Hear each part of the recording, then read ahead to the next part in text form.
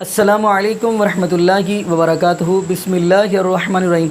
नाज़रीन, वीडियो बड़ी अहम है, बड़ी ही कमाल की है, यानी वीडियो बड़ी बम है। इसके अंदर एक औरत ये सवाल कर रही है कि मैं इस्लाम को भी मानती हूँ, हिंदू मज़हब को भी मानती हूँ। ज़ाकिर नाइक साहब जी, आप मुझे ये बताएं कि आप कैसे फ़ैसला कर सकते हैं कि मैं जनती और जहन्नमी हूँ। तो नाज़रीन, एक मरतबा ज़ाकिर नाइक को हिला के रख दिया, आंखें खोल के रख दी। वो कह रही है कि आप कैसे फ़ैसला कर, आप कैसे कह सकते हैं मैं जनती हूँ या जहन्नमी हूँ। आगे नाज़रीन उस औरत की हम बातें सुनते हैं और साथ हम ज़ाकिर नाइक हाफिज़हुल्लाह ताला की आपको भी गुफ्तगू सुनाते हैं। तो फिर इंशाल्लाह इसी वाला से हम भी गुफ्तगू करेंगे। तो आइए नाज़रीन, हम मिलके वीडियो देखते हैं। मेरा नाम सपना है। मैं आपको सलाम करती हूँ। मैं हिंदू की घर की हूँ। मेरा आदमी मुसलमान है, मोहम्मद हामिद कुरैशी। मैं ये सवाल पूछता हूँ, ये पुरखों से ये जात भेद का चल रहा है, तो हिंदू मुसलमान आप बोलते हो, जो हिंदू मुसलमान अलग अलग नहीं है, एक है। मैं मानती हूँ, मगर ये बात है, जो हिंदू बच्चा होते हैं तो हिंदू का सलामी दिया जाता है, जो मुस्लिम बच्चा होता है उसको मुस्लिम सलामी देता है, जब भी उसका कान में नमाज दिया जाता है। आज जब भी हिंदू का बच्चा होता है उसका नाम दिया जाता है, कृष्ण नाम दिया जाता है या राम नाम दिया जाता है, जो भी दिया जाता है। जिसको जैसा शिक्षा देता है उसको वैसे ही शिक्षा मिलता है। जैसा हमें सिखाया गया बचपन से भगवान को मानना है, हम भगवान को मानते हैं। हम मुसलमान धर्म को भी मानते हैं, ऐसा नहीं मानते नहीं। हमें जैसा शिक्षा दिया गया है वैसे ही शिक्षा में मैं मानता हूँ। मगर आप बोलते हो जो मुसलमान ही होएगा, हिंदू नहीं हो सकता है, ऐसा कैसे बोल सकते हो? तो पुरखों इतनी बुजुर्ग लोग थे, इतनी जानते हैं, तो आपके साथ तो बहस लड़ नहीं सकते। आप बहुत जानते हो, तो मैं कुछ भी नहीं जानती हूँ। हमारे बाप दादा सब मतलब इन्होंने देख के आया, ये हमने भी देखा है। हम हिंदू की हूँ, मगर जो बड़ा बुजुर्ग होता है उसको सम्मान कर सकती हूँ। बहन का सवाल है और मुझसे बहस नहीं करना चाहती है, मैं भी आपसे बहस नहीं करना चाहता हूँ। कर नहीं सकते, कैसे? हमें उतना शिक्षा नहीं है, उतना बोल नहीं सकते है ना। बहन का सवाल है कि मैं कहता हूँ कि हिंदू मुस्लिम एक है, लेकिन जो हिंदू खानदान में पैदा होता है उसे हिंदू शिक्षा दी जाती, जो मुसलमान खानदान में पैदा होता है मुस्लिम की शिक्षा दी जाती। तो ये कैसा कह सकते हैं कि मुस्लिम सही और हिंदू गलत? ये क्या है? बहन, आप कहते हैं कि आपकी शिक्षा कम है। मैं आपसे पूछना चाहता हूँ, 2 जमा 2 कितनी होती है? 2 जमा 2 कितना होता है? 2 जमा 2 कितना होता है? 2 जमा 2 कितना होता है? 4 होता है। माशाल्लाह। तो ये मत कहो कि आपको शिक्षा नहीं है। अगर गांव से कोई आती है लड़की और कहती है कि मेरे वालिद ने मुझे सिखाया 2 जमा 2 5, तो आप क्या कहेंगे उससे? 4 होएगा, 5। 4 और 5 कैसे होगा? तेरे वालिद को मैथमेटिक्स नहीं आती थी? नहीं, मेरे वालिद ने तो सिखाया। उन्हें कहेंगी अच्छा ठीक है, 2 जमा 2 4 भी, 2 जमा 2 5 भी। ये कहना गलत है। दोनों में से तहकीक करने पड़ेगा, कौन सा सही है उसके ऊपर अमल करें। नहीं, मैं क्या चाहती हूँ, हिंदू भी सही मुस्लिम भी सही, 2 जमा 2 4 भी सही, 2 जमा 2 5 भी सही। आप तो माशाल्लाह बहुत विद्वान है, आप जानते 2 जमा 2 4 है। कितने लोग नहीं जानते 2 जमा 2 4 है, वो कहते 5 है। तो क्योंकि खुदा ने आपको इल्म दिया, अकल दिए, आपका फर्ज है कि आप उनसे कहे बहन जी 2 जमा 2 5 नहीं, 2 जमा 2 4 है।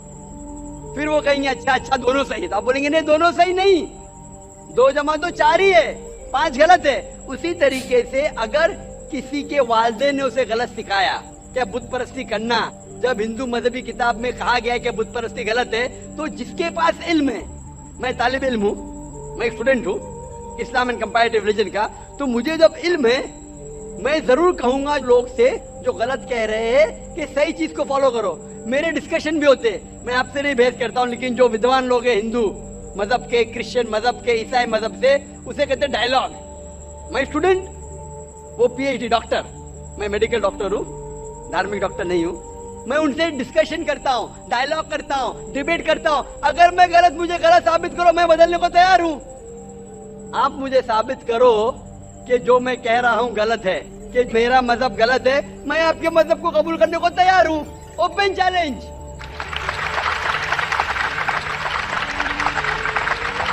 मैं क्यों कह रहा हूँ? क्योंकि मैं इस्लाम और तकाबुल मज़ाहिब का तालिब इल्म हूँ। 19 साल तक के मैं भी, मेरे वालिद थे इसलिए मैं भी मुस्लिम था। 19 साल के बाद जब तहकीक करने लगा, पता चला कि मैं सही मजहब में हूँ। और फिर दिगर मज़ाहिब का मुताला किया कि हर मजहब में अच्छी बातें हैं, हर मज़हब में बदलने के बाद भी, उस मजहबी किताब में बदलाव आने के बाद, करप्शन आने के बावजूद भी सही चीज लिखा है कि ईश्वर एक है, उसके अलावा किसी की इबादत नहीं करना चाहिए। इसकी मतलब हमारी जो बड़ी बुजुर्ग है, जैसा आप लोग शिक्षा देते हैं हम लोगों को, ऐसा हमारी जो बड़ी बुजुर्ग शिक्षा देता है वो गलत है। काफी चीज सही है, काफी चीज गलत है। मैं आपके बड़े से बड़े गुरु के साथ भी डिबेट किया हूँ, डिबेट डायलॉग। एक आपका हिंदुस्तान का बहुत माना हुआ श्री श्री रविशंकर के बारे में सुने आपने? श्री श्री रविशंकर सुने? ये लोग जैसे आपने किताब पढ़ के आप जानते हो, ये लोग भी किताब पढ़ के जानते हो। ओरिजिनल में किसने देखा है? बिल्कुल सही। वो कहता है कि 4 साल से मैं भगवत गीता मुंह जबानी जानता हूँ, भगवत गीता का एक भी हवाला नहीं दिया। ऐसा नहीं है, ईश्वर ऐसा नहीं आते। आपने कितना पुण्य किया, कैसे इस जन्म का बोल सकते हैं, कितनी जन्म का कैसे बोल सकते हो? बिल्कुल सही। तो मैं कहता हूँ कि आपके जो विद्वान बड़े से बड़े हैं, जो PhD, उनसे कहता हूँ आओ हम डिस्कस करें हिंदुइज्म में क्या लिखा। अगर वो इस्लाम को नहीं जानते, इस्लाम को बाजू रखो। मैं साबित करूंगा आपकी किताब से, आपकी किताब के जरिए कि खुदा एक है। मैंने इसलिए हवाले दिया। मैं पूछता हूँ अगर मैं गलत हूँ तो कहना चाहिए जाकिर ये गलत है, तुम्हारे मानी गलत है। मैं कहता हूँ कि आपकी किताब कहती है यजुर्वेद अध्याय नंबर 32 श्लोका नंबर 3 और श्वेताश्वतर उपनिषद में अध्याय नंबर 4 श्लोका नंबर 19 में न तस्य प्रतिमा अस्ति, और प्रतिमा के मानिए अक्स।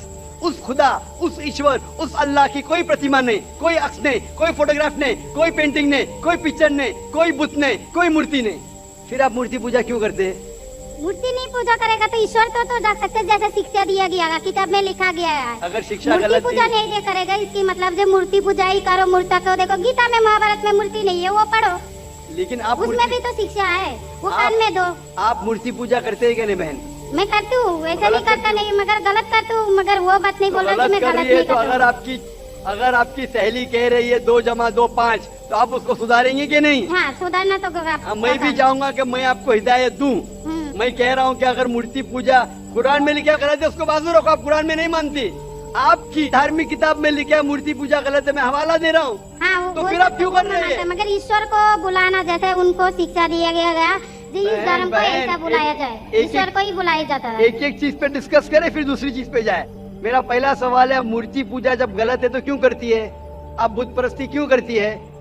अभी उन पुरखों ने वो ऐसा करके आया, आज की तो बात नहीं, हमने मना कर दिया, चलो हमने नहीं कर रहा हूँ। मगर ये पुरखों जब भी जमाना से करके आ रहा है, ये लोग तो नहीं बोलेगा जैसे हम नहीं करेंगे, हम नहीं करेंगे, वो तो नहीं कर सकते ना। अगर रुमाने से देहात में सिखाया जा रहा है 2 + 2 5 है, तो आप उसको मानेंगे? मेरे पुरखे कहते थे दुनिया चपटी है, मैं मानूंगा? मेरे पुरखे कहते थे दुनिया चपटी है। मैं पूछता हूँ दुनिया क्या है आज? दुनिया चपटी है क्या? दुनिया गोल है? गोल है। माशाल्लाह, आप तो विद्वान है, आप तो जानती है। तो अगर मेरे बाप दादा कहते थे दुनिया चपटी है तो क्या करूं मैं? उनकी बात को मानूं क्या छोड़ दूं? तो उस टाइम क्या जमाना चलता नहीं था? बिल्कुल सही, आज का जमाना है। आप उस टाइम बल्कि अच्छा जमाना था, अभी का जो जमाना है ना, उस टाइम बल्कि अच्छा था, नीक था। पहले नहीं है। पहले ऐसे प्रचार नहीं होते थे जहाँ करोड़ों लोग एक साथ में देख सकते थे। आज के प्रचार में यहाँ लाखों लोग जमा है, लाखों लोग के साथ साथ टेलीविजन पे करोड़ों लोग देखते, तो आपको कोई बहाना नहीं मिलेगा। करोड़ों लोग के सामने आपको कहा गया है कि मूर्ति पूजा गलत है, फिर भी आप करेंगी तो आपको कोई बहाना नहीं रहेगा। बाकी मूर्ति पूजा गलत है, मगर मैं एक धर्म के बारे में बोला जो उनमें जो लिखाया गया, आपकी कुरान शरीफ में जैसे लिखाया गया, हमारे गीता महाभारत में लिखाया गया, मगर वो पढ़ना तो गुनाह नहीं है ना। मैंने कब बोला कि गीता? मैं भी गीता पढ़ता हूँ। मैंने कब कहा कि गीता पढ़ना गलत है? मैं भी गीता पढ़ता हूँ, मैं बाइबल भी पढ़ता हूँ, मैं यहूदी किताब भी पढ़ता हूँ, वेद भी पढ़ता हूँ। आपने कितना पढ़ा मुझे पता नहीं। मैं पढ़ा नहीं हूँ, मैं अनपढ़। मैं लेकिन पढ़ा हूँ। हाँ, आप इसीलिए मैं पहले ही बोला आपके साथ बहस नहीं लड़ सकती, आपकी बराबरी करना भी मेरा काम नहीं है। हाँ, तो मैं आपसे बहस नहीं कर रहा हूँ, मैं सिर्फ इल्तिजा कर रहा हूँ। मगर मैं यही बोल रहा हूँ हमारी पुरखों ये जो करके आया, तो ये क्या गलत है? इसीलिए मेरे पुरखों कहते थे कि जमीन चपटी है, दुनिया चपटी है, तो मानू मैं उस पुरखों की बात। मैं पुरखों की इज्जत करूंगा, मेरे बड़े थे, मेरे बाप दादा थे। इज्जत करना जरूरी नहीं कि उनकी बात को मानना। अगर मेरे पुरखे कहते थे 2 + 2 5, तो क्या मानू? मैं कहूँगा, मैं अदब से पेश आऊंगा, मैं उनको गाली नहीं दूंगा, मैं उनकी इज्जत नहीं निकालूंगा, प्यार से आऊंगा, लेकिन कहूंगा कि आप गलत है। अगर नहीं भी कहूंगा तो कम से कम मेरी जिंदगी में उसके ऊपर अमल नहीं करूंगा।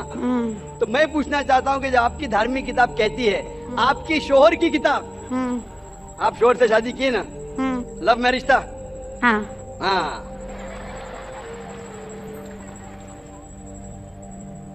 सही था क्या गलत था अलग बात है, लेकिन जब आप अपनी शोहर से इतनी मोहब्बत करती है।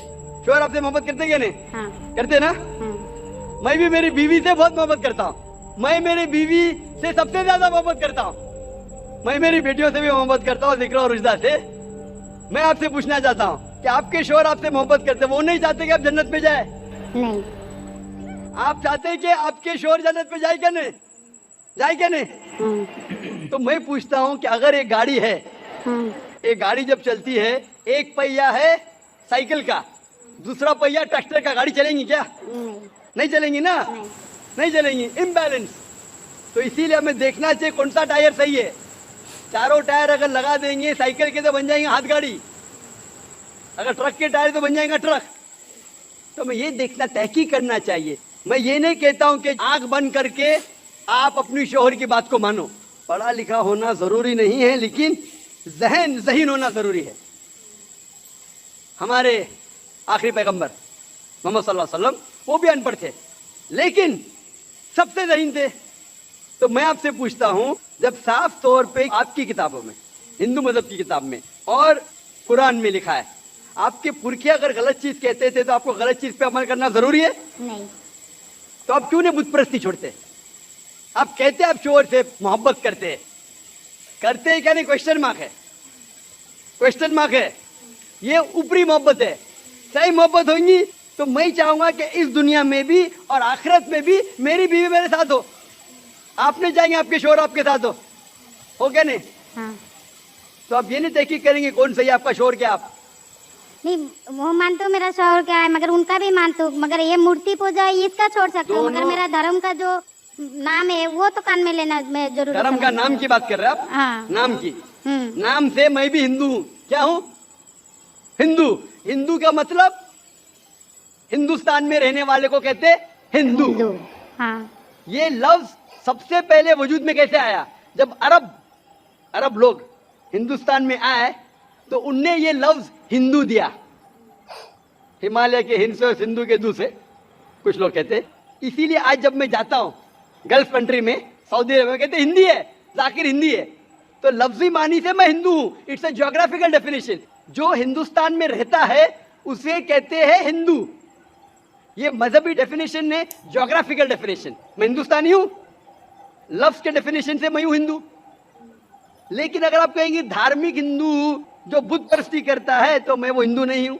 आपने कहा कि आप भी बुत परस्ती नहीं करेंगे तो भाई तो आप भी हिंदू नहीं है। लेकिन आप लफ्ज को पकड़ना चाहते हैं, हिंदुस्तान में रहते हैं तो आप हिंदू नहीं सकते। मैं भी हिंदू, मैं मुसलमान हिंदू हूँ। ज्योग्राफिकल डेफिनेशन आप समझ रहे? आप बहुत ज़हीन है माशाल्लाह। बहुत से लोग प्रोफेसर होते और समझते नहीं। आप कहते हैं कि आप अनपढ़ नहीं और समझ रहे, माशाल्लाह। तो ऐसे इल्म का क्या फ़ायदा जो आपको खुदा की तरफ नहीं लेके जाए? कल मेरी तकरीर थी तालीम दोनों जहां के लिए। तो मैं आपसे पूछना चाहता हूं, आप अपने आप को हिंदू कहती है क्योंकि आप हिंदुस्तान में हैं, तो मैं भी अपने आप को हिंदू कहता हूं। आप बुत परस्ती को छोड़ दो क्योंकि आपके हिंदू मजहबी किताब में भी लिखा है हराम में, तो आप बुत परस्ती को छोड़ने तैयार है? तैयार है? माशाल्लाह। मानते हैं कि खुदा एक है? हाँ। आप मानते हैं कि मोहम्मद सल्लल्लाहु अलैहि वसल्लम आखिरी पैगंबर है? हाँ। माशाल्लाह। उसका मतलब मुस्लिम है? हाँ। तो आदमी के पास आएगा तो मुस्लिम ही है जी। आदमी मुसलमान होएगा तो औरत जात मुसलमान ही होता है। औरत जात का कुछ जात आदमी है तो मुसलमान है। कभी कभी जरूरी नहीं, उल्टा भी होता है। जो औरत है वो आदमी बन जाता है। क्योंकि एक मैं कहूंगा सही है क्या बताने, दिल लगाया गधी से तो परी क्या चीज है। तो प्यार अंधा भी होता है।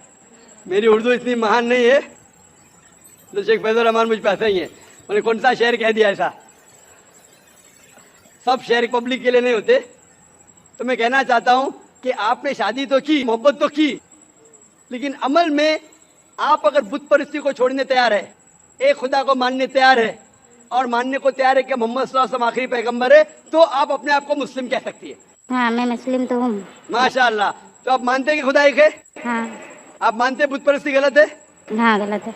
आप मानते हैं कि मोहम्मद सल्लल्लाहु अलैहि वसल्लम आखिरी पैगंबर है? हाँ। आपको कोई भी जबरदस्ती कर रहा है इस्लाम कबूल करने के लिए? नहीं, मेरे को कभी कोई किया ही नहीं। माशाल्लाह। कितने साल पहले आपकी शादी हुई? मेरे को अभी 8-9 साल हो गया। 9 साल हो गए। आपके शोहर ने जबरदस्ती नहीं किया। सही क्या है गलत क्या बाद में डिस्कस करेंगे, लेकिन आज आप अपने दिल से कबूल करना चाहती है इस्लाम? हाँ। आप पे कोई भी दबाव नहीं? नहीं। आप दिल से करना चाहती? इंशाल्लाह मैं अरबी में कहूँगा, आप उसे दोहराइए। अशहदु अशहदु अल्लाह अल्ला इलाहा इलाहा इल्लल्लाह इल्लल्लाह व अशहदु व अशहदु अन्ना अन्ना मुहम्मदन मुहम्मदन अब्दुहु अब्दुहु व रसूलुहु। व रसूलुहु। मैं शहादत देती हूँ मैं इजाज़त देती हूँ कि कि अल्लाह अल्लाह के अलावा अलावा कोई कोई माबूद नहीं माबूद नहीं है और और मोहम्मद मोहम्मद सल्लल्लाहु सल्लल्लाहु अलैहि वसल्लम अलैहि वसल्लम उसके उसके पैगंबर पैगंबर और बंदे हैं। बंदे हैं। माशाल्लाह माशाल्लाह। आप 9 साल के बाद अब मुसलमान हो चुकी है। मैं दरख्वास्त करता हूँ कि आप इस्लाम का इल्म हासिल करो, कुरान मजीद तर्जुमे के साथ पढ़िए और उसके ऊपर अमल कीजिए। आपकी ये शहादत ने मेरी कल की तकरीर को मुकम्मल किया है। मैं कह रहा था तालीम दोनों जहाँ के लिए, वो तालीम आप PhD करो, टीचर बनो, प्रोफेसर बनो, लेकिन आपके रब के करीब नहीं लेके आएंगे, आपके खालिक के करीब नहीं लेके आएगा वो तालीम, तो फायदा क्या है। तो आप उस प्रोफेसर से बेहतर है जो उसका तालीम उसको रब की तरफ नहीं लेके आ रहा है। मैं आपको शाबाशी देता हूँ और अल्लाह से दुआ करता हूँ कि आपको इस जहाँ और आखिरत में इंशाअल्लाह जन्नत दे। आपको सलाम, आपकी जितनी भी मुस्लिम भाई है उसको भी मेरा सलाम। जी नाज़रीन, आपने ये वीडियो मनादा फरमाई और जाकिर नाइक हाफिज़हुल्लाह ताला की भी आपने गुफ्तगू सुनी। तो नाज़रीन, शर्त ये है जन्नती होने के लिए कि बंदे के, इंसान के दिल में ज़र्रा बराबर भी शिरक ना हो, क्योंकि शिरक की माफ़ी नहीं है। अल्लाह रब्बुल आलमीन ने कुरान पाक के अंदर भी ये बात फरमा दी कि शिरक की माफ़ी नहीं है। अल्लाह पाक अपने तो हुकूक माफ़ कर देगा और दूसरे नंबर पे शिरक की भी माफ़ी नहीं है और हुकूकुल इबाद की भी माफ़ी नहीं है। शिरक इतना बड़ा जुल्म है। तो यहाँ पे हम एक हदीस पढ़ते हैं। ये नबी पाक सल्लल्लाहु अलैहि वसल्लम के सहाबी हज़रत अबू दरदा रज़ी अल्लाह तआला फरमाते हैं, अबी दरदाई रज़ी अल्लाह तआला काला उसानी खलीली अल्लाह तुशरिक बिल्लाहि शैअन व इन कुतिअता औ हुर्रिकता वला तत्रुक सलातन मकतूबतन मुतअम्मिदा। हज़रत अबू दरदा रज़ी अल्लाह तआला फरमाते हैं, मुझे वसीयत की मेरे दोस्त ने, यानी नबी पाक सल्लल्लाहु अलैहि वसल्लम ने मुझे वसीयत की, अल्लाह तुशरिक बिल्लाह, अल्लाह के साथ शिरक ना करना, शैअन व इन कुतिअता औ हुर्रिकता, चाहे आपके जिस्म के टुकड़े कर दिए जाएँ, यानी आपके जिस्म की बोटियाँ बोटियाँ भी कर दी जाएँ तो तब भी अल्लाह के साथ शिरक ना करना। तो नाज़रीन, शिरक की माफ़ी नहीं है। जैसा कि वली कामल अब्दुल्ला शेखपुरी रहमतुल्लाह अलैह बड़ी प्यारी एक बात किया करते थे। कहते थे कि मुर्गी, एक किसी औरत ने मुर्गी रखी, अब उस मुर्गी ने दाना यानी खाना इस घर से खाना और जाके जो अंडा उस हमसाये को घर जाके अंडा दे देना। अब वो औरत जो है वो उसको मार रही है, मुर्गी को मार रही है। तो वली कामल फरमाने लगे कि बीबी आप इस मुर्गी को क्यों मारे, इसका क्या कसूर है। तो कहने लगी जी खाना मेरा खाती है, दाने मैं डालती हूँ, सब कुछ मैं खिलाती हूँ, अंडा दूसरी तरफ जाके दूसरे घर में जा दे देती है। यानी कि उसको ये चीज़ बर्दाश्त नहीं, खाए मेरा और अंडा उधर दे। ऐसे ही अल्लाह पाक फरमाते नेमतें मेरी हटाओ, हर नेमत मेरी खाओ और सारा अपना गैरुल्लाह के सामने झुका दो, तो मुझे भी बर्दाश्त नहीं है। तो नाज़रीन, यहाँ पे एक दुनियावी मिसाल समझ लें। अल्लाह पाक ने इंसान को हर चीज़ दो दी है, लेकिन पेशानी एक दी है, यानी माथा एक दिया है, टांगे दो हैं, पाँव दो हैं, दो बाजू हैं, दो आँखें हैं। तो नाज़रीन, ये दो आँखें, दो कान, हर चीज़ दो दो दी हैं, लेकिन पेशानी एक क्यों दी है। अल्लाह पाक ने इसलिए ये पेशानी एक दी है कि ये एक पेशानी, एक माथा, एक रब्बुल आलमीन के सामने झुकता हुआ ही अच्छा लगता है। तो नाज़रीन, जैसा कि आप ये भी दुनियावी एक मिसाल समझते चलें, बंदा खाना खाता है, खाना यानी ऐसा समझ लें कि चाबी के अंदर रोटी आ जाती है, ये रोटी आई है। तो अब देखें, अगर जानवरों की तरह देखेंगे तो वो अपना सर जो है, वो चारा जो है, वो अपनी खुरली जो जिसके अंदर उनको चारा डाला जाता है उसके अंदर सर रख कर खाते हैं। जिसको भी देख लो, भैंस को देख लो, घोड़े को देख लो, जिसको भी आप जानवर को देख लो। लेकिन अल्लाह पाक फरमाते हैं, इंसान तुम्हें मैंने हाथ दिए हैं, इन हाथों से तोड़ कर खाओ, लेकिन अपना सर, ये चाबी जो है जिसके अंदर खाना दिया जा रहा है उसके सामने ना झुकाओ, बल्कि अपने हाथों से तोड़ कर खाओ। ये अल्लाह रब्बुल आलमीन इंसान को समझा रहे हैं। तो नाज़रीन, अल्लाह रब्बुल आलमीन भी शिरक की माफ़ी नहीं देते। जैसे इंसान, ऐसा समझ ले कि एक इंसान है, अगर वो गा रहा है तो दुनियावी मसाइल है कि उसकी बीवी के पास कोई और बैठा हो तो वो उसको बर्दाश्त नहीं करेगा। अल्लाह पाक फरमाते ऐसे तो कोई तू शरीक बर्दाश्त नहीं कर सकता तो ऐसे ही मैं भी शरीक बर्दाश्त नहीं कर सकता। तो इसलिए अल्लाह पाक ने सूरह इखलास के अंदर ये बात बता दी, कुल हुवल्लाहु अहद, कह दीजिए अल्लाह एक है, अल्लाह समद, अल्लाह बेनियाज है, लम यलिद वलम यूलद वलम यकुल लहू कुफुवन अहद, न उसको किसी ने जना ना वो किससे जना गया, उसका कोई शरीक नहीं, वो अकेला है। तो नाज़रीन दुआ करें अल्लाह पाक हमें शिरक जैसी लानत से महफूज फरमाए, और यह भी दुआ करें अल्लाह पाक हमें ज़िंदा रखे तो इस्लाम पे, मौत दे तो ईमान पे। जज़ाकुमुल्लाहु खैरा, अहसन अजरा, अस्सलामु अलैकुम व रहमतुल्लाहि व बरकातुहू।